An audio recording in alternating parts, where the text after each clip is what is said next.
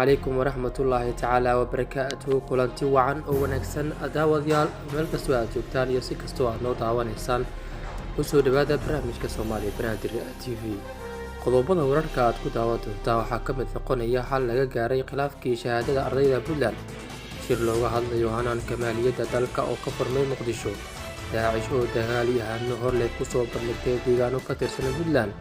waxaa kaloo aad ku daawan doontaan kulamo iska soo horjeeda oo ka socda magaalada Dhuusamareeb, ciidamada Suuriya oo si buuxda ula wareegay magaalada Xalab, iyo ciidanka Kenya oo xireynin ka digay weeraro ka dhici kara dalkaasi Kenya.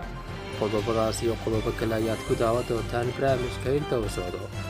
Intaasina waxaa ayeen qodobada warka ugu darkaroonaa iminkana kusoo dhawaada isagoo fidsan. sida warka ku maqlayseen waxaa xal laga gaaray khilaafkii shahaadada ardayda Puntland.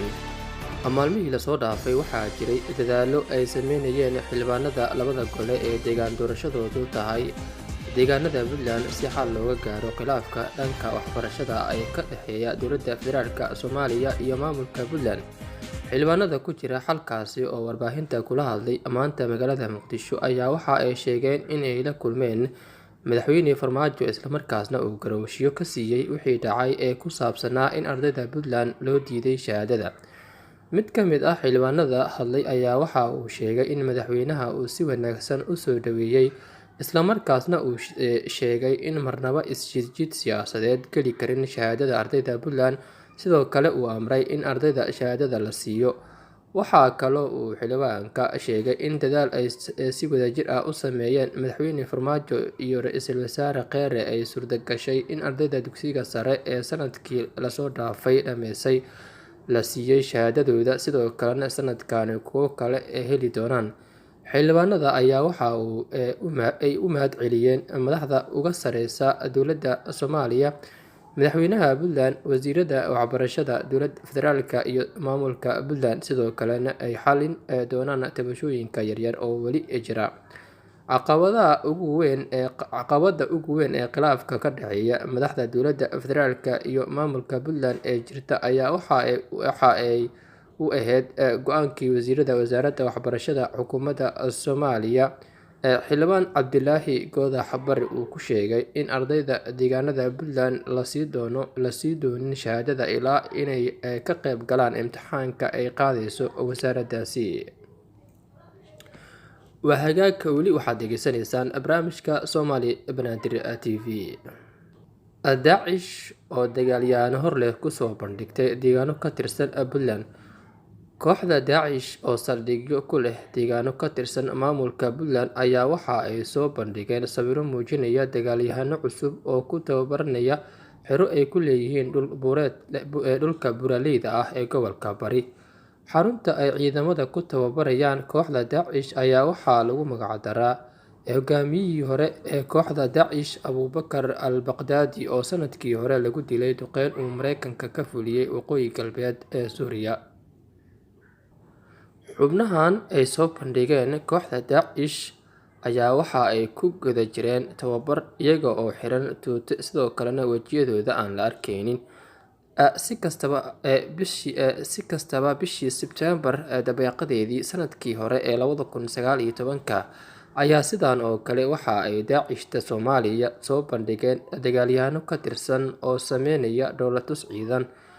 Dagaalyahanadan ay kooxda Daacish ku soo bandhigeen dhul buuraleyda ah ee gobolka Bari ayaa waxa ay ku soo aadaysaa xilli madaxweynaha Puntland Saciid Cabdilaahi Dani uu sheegay inay ka hortagi doonaan weeraro kasta oo kaga yimaada dhinacyada Al-Shabaab iyo Daacish.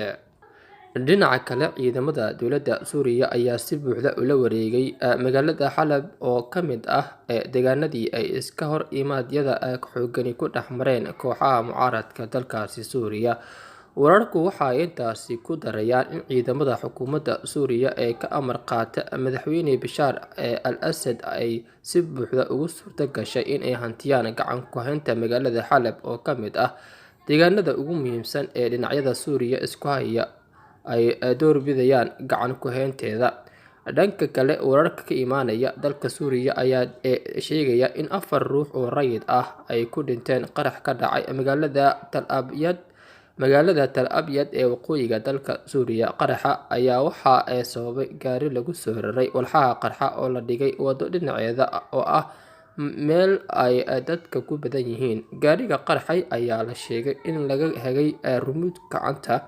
Laamaha amniga ayaa rumaysan in qaraxaasi ay fuliyeen kooxaha argagixisada ah ee dalka Suuriya muddooyinkii dambe weerarada ka geysanayay, waxayna cadeystay dhibaateynta shacabka, iyadoo wadada la dhigay qaraxa ee magaalada Tal Abyad ay si joogto ah u isticmaalaan ciidamada Suuriya ee dagaalka kula jira kooxaha mucaaradka iyo argagixisada dalkaasi.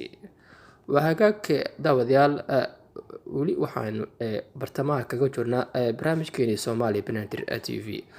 Fadlan haddii ay tahay markii ugu horeysay subscribe si aad u hesho barnaamijyada aan halkaani soo gelino. Kulamo iska soo horjeeda oo ka socda magaalada Dhuusamareeb. Magaalada Dhuusamareeb ee caasimadda Galmudug ayaa waxa 24 saac ee lasoo dhaafay kulamo iska soo horjeeda ku yeeshay madaxweynaha maamulka Galmudug Axmed Cabdi Kaariye Qoorqoor iyo madaxweynaha Galmudug ee garabka Ahlusunna Maxamed Shaakir Cali Xasan. Kulamada ayaa waxa ay ahaayeen kuwo mid kasta uu ku muujinayay awoodiisa siyaasadeed ee deegaanada Galmudug iyo taageerada uu ku leeyahay walow madaxweynaha Galmudug garabka dowladda ay dad badani aqoonsan yihiin. Madaxweynaha maamulka Galmudug Axmed Cabdi Kaariye Qoorqoor ayaa shalay waxa uu kulan la yeeshay saraakiisha ciidamada dowladda ee qaybta 21aad, isaga oo ku amray inay tallaabo ka qaadaan cid kasta oo carqalad ku ah amniga deegaanada Galmudug. Dhinaca kale, madaxweynaha Galmudug ee garabka Ahlusunna Maxamed Shaakir Cali Xasan ayaa dhankiisa kulan la qaatay dhalinyarada degmada Cadaado. Kulankaasi oo ahaa mid dhalinyarada ay ugu yimaadeen hambalyeyn, wuxuuna dhalinyarada ka dhageystay talooyin ku saabsan horumarinta deegaanada Galmudug iyo sidii looga wada shaqeyn lahaa Galmudug mid ah. Khilaafka ka dhashay doorashadii ka dhacday magaalada Dhuusamareeb ee caasimadda Galmudug ayaan weli xal laga helin, waxaana Dhuusamareeb ku sugan 2 madaxweyne halka Xaaf uu isna ku sugan yahay Gaalkacyo, isaga oo sheegay in uu weli yahay madaxweynaha Galmudug. Dhanka kale, ciidamada booliiska dalka Kenya ayaa waxa ay xabsiga dhigeen nin dhowaan bartiisa Facebook ku soo qoray digniin ku saabsan in ay weeraro culus ka dhici karaan college wax lagu barto oo ku yaala deegaanada Bomet ee ismaamulka goboleedka Nakuru. Ninkani oo lagu magacaabo Timothy ayaa booliisku sheegeen in uu ka digay weeraro ay ka dhici karaan inay Al-Shabaab fuliyaan, isla markaasna haatan ay gacanta ku hayaan baaritaano ay ku socoto. Laanta dambi baarista deegaanka Bomet ayaa qoraal ay ku daabaceen bartooda Twitter-ka waxa ay ku sheegeen in ninkan uu sidoo kale lahaa magac kale oo ah Joseph Lengard, hase yeeshee bartiisa Facebook uu ku cadeeyay inuu yahay Soomaali. Magacaygu dhabta ah ma ahan Timothy, balse kayga dhabta ah waa Maxamed, waxaana ka soo jeedaa Soomaaliya. Dadka Kenyaanka ah dhaqso ayay wax iloobaan. Waxaan Gaarisa ku dilnay 68 arday. Weerarkani waxaa ku dhiman kara in ka badan, ayuu qoraalkiisa sii raaciyay. Sidoo kale waxa uu sheegay in rag badan oo hubeysan kana tirsan Al-Shabaab ay ku sugan yihiin deegaanka laga soo xiray Rongai, waxaana booliiska Kenya saraakiil u hadashay ay sheegeen in dhowaan maxkamad la horgeyn doono.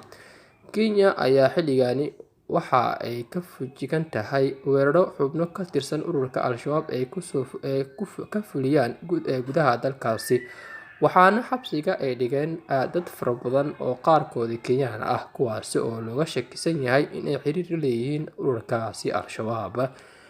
Waa hagaag daawadayaal, intaasi ayaan kusoo afmarinaa barnaamij caynkan oo kala intaynu dib ugu kulmi doono. Waxaan idinkaga tegaynaa sidaas iyo ammaano Allah. Haddii ay tahay markii ugu horeysay, fadlan subscribe share garee barnaamijka si aad u hesho barnaamijyada aan halkaan soo gelino. Kommentiyadiinu waa inoo muhiim.